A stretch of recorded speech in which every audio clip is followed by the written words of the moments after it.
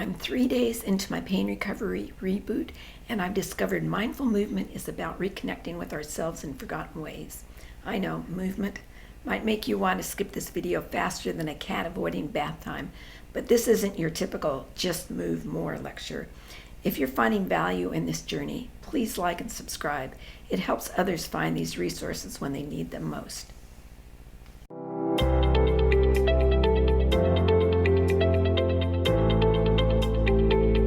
Greetings. It's nice to see you again, and those here for the very first time, you're very welcome. We're now on day 3 of our pain recovery reboot journey. Yesterday, I shared my first 24-hour impression and the emotional aspect that came with restarting. So today we're talking about the M word, movement. But before you roll your eyes, which by the way counts as movement, I promise this isn't about pushing through pain or turning you into a fitness influencer. After 3 days of recommitting to my pain recovery practices, I'm noticing subtle but meaningful shifts. This morning, the stiffness in my joints still showed up like an unwanted relative, but it packs its bags quicker after my movement session. What's particularly interesting is how my body seems to be remembering patterns it once knew well, almost like reuniting with an old friend who's slightly annoyed you ghosted them for months. The emotional component I mentioned yesterday continues to be significant. I've found myself experiencing moments of genuine joy during movement that I hadn't felt in months. These moments come alongside occasional frustration when my body doesn't respond as it once did, like trying to remember a familiar song, but the melody keeps slipping away. I'm continuing to maintain the good sleep habits I mentioned in my first video. Keeping that no scrolling at night rule has been a lifesaver. The mindful movement seems to be complementing this nicely. Who knew that gently reminding your body it can move in more than 3 directions would reinforce those sleep benefits? Well, science knew, but I'm still pleasantly surprised. The biggest challenge still remains the consistency with anti-inflammatory eating while still settling into my new home. I've made peace with this being a gradual process rather than an immediate overhaul. The kitchen is becoming more functional each day, making it easier to prepare healthy meals. Plus, I'm learning how to cook on an induction stove. So who said you can't teach an old dog new tricks? Research shows our bodies benefit from movement variability, doing the same tasks in different ways. It's like not putting all your eggs in one basket. People with persistent pain often move in limited patterns, creating stress on the same tissues over and over. Adding variety is like rotating your tires. It distributes the wear more evenly. This varied movement actually changes how our nervous system processes sensations, which is why comfort often improves before any physical changes occur. Small, mindful adjustments can create meaningful shifts. And no, this doesn't mean training for a marathon. Your body will thank you for just moving differently while binging Netflix. This understanding gives valuable context for our recovery journeys. Small, mindful changes to how we can move can create meaningful shifts in comfort, a principle I'm witnessing firsthand. And your body will thank you just for moving differently while binging your Netflix, as I said. So as our reboot journey continues, I'm heartened by messages arriving from those who joined this process after the first video. Your willingness to begin again, whether after illness, life changes, or simply a period of decreased attention to pain recovery, reminds me that we're truly in this together.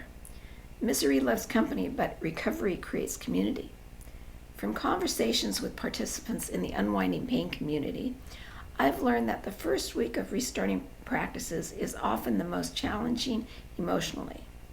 Many people note how self-compassion becomes essential during this period when our bodies are remembering but not yet fully responding. This wisdom has been particularly helpful as I navigate my own emotional responses to restarting. As we often joke in recovery circles, my body has the memory of an elephant, but the cooperation level of a stubborn toddler on a grocery store floor.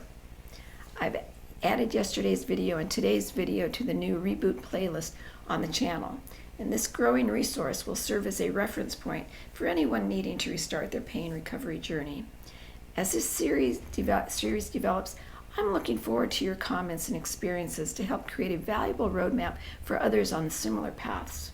As always, I encourage you to share your experiences, whether you're just starting, several days in, or simply gathering information before your own reboot. The collective wisdom in these conversations often provides insights I could never have offered alone, and sometimes brings unexpected moments of joy, which is its own form of medicine. The technique making the most difference in these early days is what I call mindful transitions. Rather than viewing movement as a separate from daily activities, I'm focusing on how I transition between positions, standing from sitting, reaching for objects, or turning in bed. Each transition becomes a micro opportunity for mindful movement. When standing up from a chair, I pause briefly to notice how I'm distributing weight through my feet, whether I'm using arm support or if I'm holding my breath. This simple awareness often leads to subtle adjustments that reduce joint stress. I'm implementing this during my soundstage setup work where frequent position changes are necessary. Instead of rushing through transitions to get back to work, I'm reorganizing these movements as integral to maintaining comfort. To try this yourself, start by selecting just 3 daily transitions to approach mindfully. Perhaps it's getting out of bed, getting up out of your favorite chair, or reaching up to a high shelf. Bring gentle awareness to how you move without judgment or immediate attempts to change anything. This awareness alone creates the foundation for your nervous system to make beneficial adjustments. For those following along with the reboot, I'd love to hear which daily transitions you might choose to observe. Which movements seem most connected to your comfort levels? Mine is definitely how I get in and out of my car. In the next video, I'll be sharing another practical technique that builds on today's concept, something that might surprise you with how simple yet effective it can be for your recovery journey. Remember that each mindful moment, no matter how brief, reinforces the neural pathways that support recovery. Your attention itself is remarkably powerful. No outside tools needed, though you might notice yourself occasionally moving in slow motion while the world speeds by. Those little moments where you forget about your pain entirely, they're worth celebrating. And yes, celebration counts as movement too. So that's all for now, and I'm wishing you a comfortable week.